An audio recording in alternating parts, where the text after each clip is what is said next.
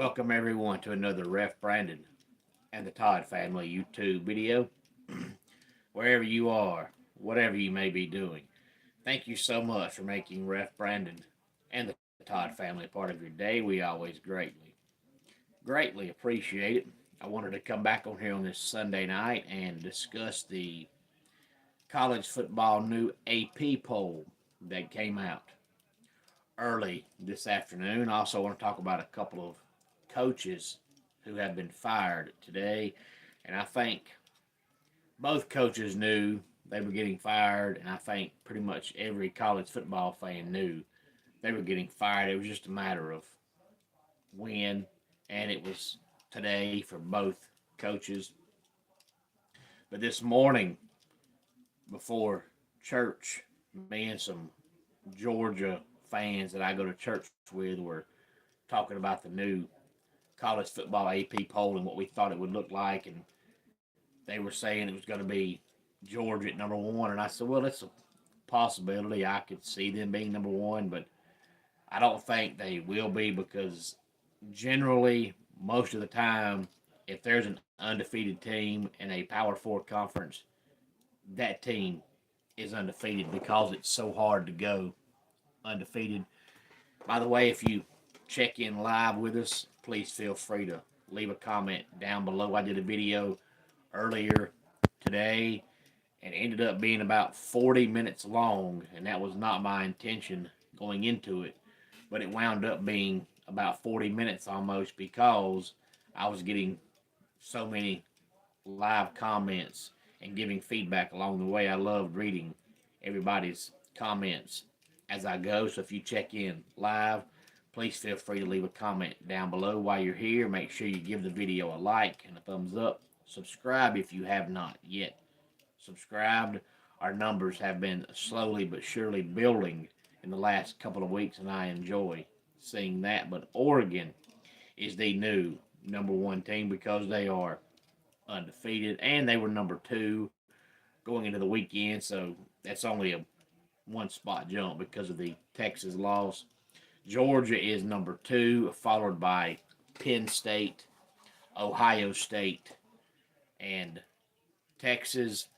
And then 6 through 10, we have Miami, Tennessee, LSU, Clemson, and Iowa State.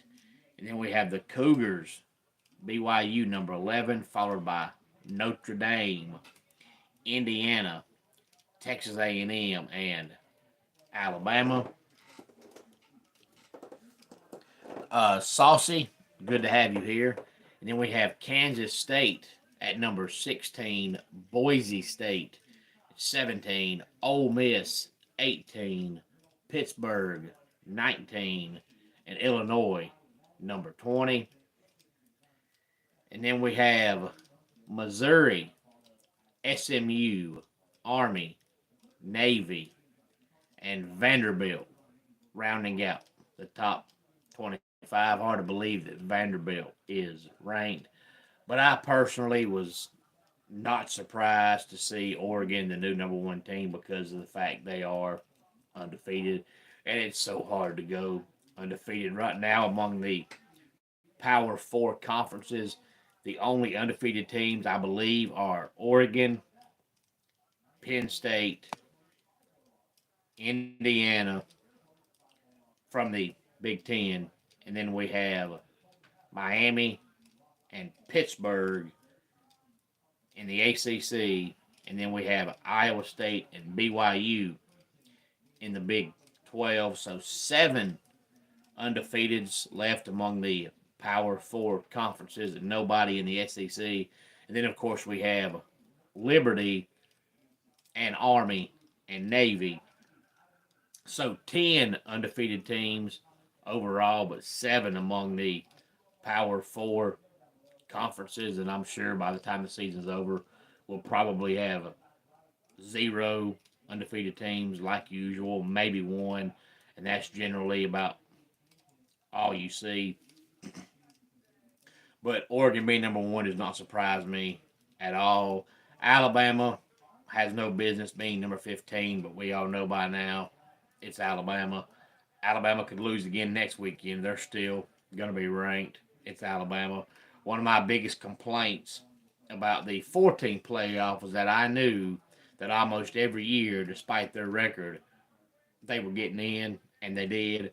And one of my biggest complaints about the 12-team playoff, besides the fact now that, college football used to be the only sport where every game mattered because you knew that one loss might kill your season, but a second loss was going to destroy your season.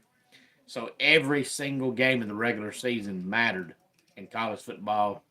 Not anymore.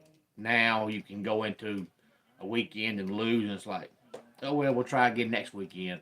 And to me, you shouldn't have that feeling. You should want to win. But now you're going to see teams late in the season, especially if it comes around the final weekend of the season, and you're in a Power Four conference. If you're undefeated or one loss, you're getting in. So if it comes around the final weekend of the season and you're undefeated, you have one loss, you can rest your entire team, and it does not matter because even if you lose, you're playoff bound. And to me, that's what made college football great was that every single game, every weekend mattered. That's out the window now. But another thing I don't like about it is teams like Alabama and teams like Notre Dame, they can go 9-3, 8-4, and there's still going to be people saying put them in the playoffs because of their brand, and that's not right. I'm sorry, it's just not right. I don't give a darn how good you've been the last 300 years. If you suck this year, you have no business being in the playoffs. But you have some teams like that even if they're 6-6, people are going to say put them in the playoffs. And to me, it's just not fair. Just like the game last night, if you watched it between Georgia and Texas, and there was a huge, huge play in that game in the third quarter, and it was an awful call. I mean, the call was absolutely just awful. But luckily, the referees got together and they changed the call, and they got it right, which you should do. You should be able to get together and change the call. They got it right.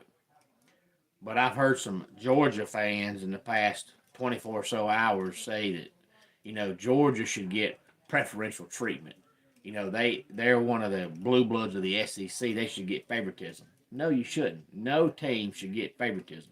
I have never watched a Clemson game in my life, and if the refs miss a call, which they do because they're human, I don't say, well, it's Clemson. It's okay. I want the referees to get it right. I have never thought, well, they should change that call because, we're Clemson, we're a blue blood in the ACC. No, no team should ever get favoritism. The referee should be totally blind to brands and conferences and teams. The referee's main job should be get the call right. Their job shouldn't be, well, this team's a blue blood, so, we'll favor them. No, you shouldn't do that. I don't give a darn who your team is, what conference you're in. The referee should never show favoritism, and they should never be enticed to show favoritism. That being said, I talked about this a couple of years ago when there was a whole scenario kind of like last night with Tennessee and I believe Ole Miss, where Tennessee fans started throwing things on the field, and I said then that I don't care who you root for, what conference you're in, nothing.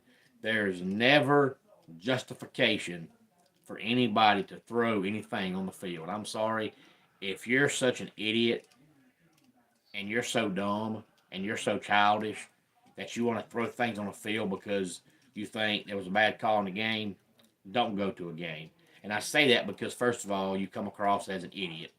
But second of all, you come across as a dummy. But third of all, when it happens, even though it's only 200 people maybe out of a 90,000 seat stadium or ever how big the stadium is, when you do that, you make your whole entire fan base look stupid because people don't talk about all the ones that didn't do it. They talk about the ones that did do it.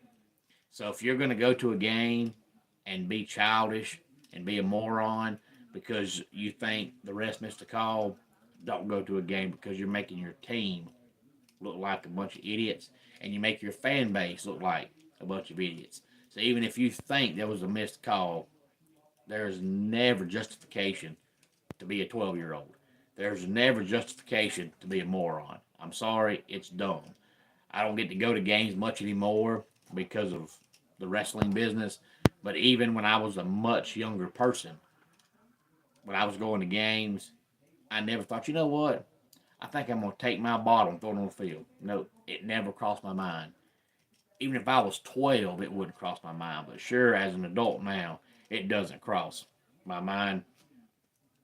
But the two coaches that got fired today was the Southern Miss coach. First of all, Will Hall is his name. Southern Miss was 1-6 this season, and he was 14-30 overall in his fourth season there. So they're not getting better. They're about a 3 or 4 win team, every year, and that's why he got the axe, because he hasn't shown any kind of improvement at all. And the other one was East Carolina coach Mark Houston. They are 3-4 this season, and he is 27-38 overall in his sixth season. So just like the Southern Miss coach, they're not showing any signs of getting better. And East Carolina actually cares about football, but it's still October. We've already seen now 2 coaches get fired. I'm sure there's going to be several more during the season, and probably a lot more after the season. So it always causes a domino effect, because, this coach will leave a smaller school to go to a bigger school. So this coach leaves a small school to go to the smaller school that lost their coach. So it causes a domino effect. But Billy Napier is one of the ones that people have thought all year long was going to get fired. He still might. But if you watched any or all of the Florida game last night, the players are actually playing hard for Billy Napier. They're playing like they want him to be retained, like they want him to save his job and keep his job. And, one of the things that usually gets a coach fired is, you think the players have just given up. And Florida is showing that they want him there. So I'm not so convinced he's going to get fired. I still think he will, because Florida is not very good. And if you've seen their schedule, they're off this upcoming weekend because Georgia and Florida are both always off the week before they play each other. So both teams are off this weekend. But if you look at their schedule after their bye week, between Georgia and Florida State, I don't think they'll win a game. I think they'll beat Florida State, because Florida State's absolutely hideous. But, even if they beat Florida State, unless they sneak out a win somewhere in a game they shouldn't win, they're not going to reach 6 wins. And even though the players are playing hard for Billy Napier, I'm not sure he keeps his job, but I can definitely say that the players are playing like they want him to keep his job. But, I thought he'd get fired during the season because they look so bad, and he still might. But the way the players are playing, they might keep him for the rest of the year and just see if he pulls off an upset. And if he does and they get to 6 wins, he might save his job, because it's obvious the players want him there. And Florida's AD is an absolute buffoon, so it's a possibility he does keep his job. But any thoughts on the top 25 AP poll? Please feel free to let me know. But let's go ahead and get our dad joke of the day in here. I'm not one to judge, but if you don't clean your mirrors, they reflect badly on you. And that does it for today's Ref Brandon and the Todd Family YouTube video. Until next time, it's Ref Brandon saying, just like in pro wrestling, life can be over by the count of 3. Tell your friends and family how much you love them. Bye.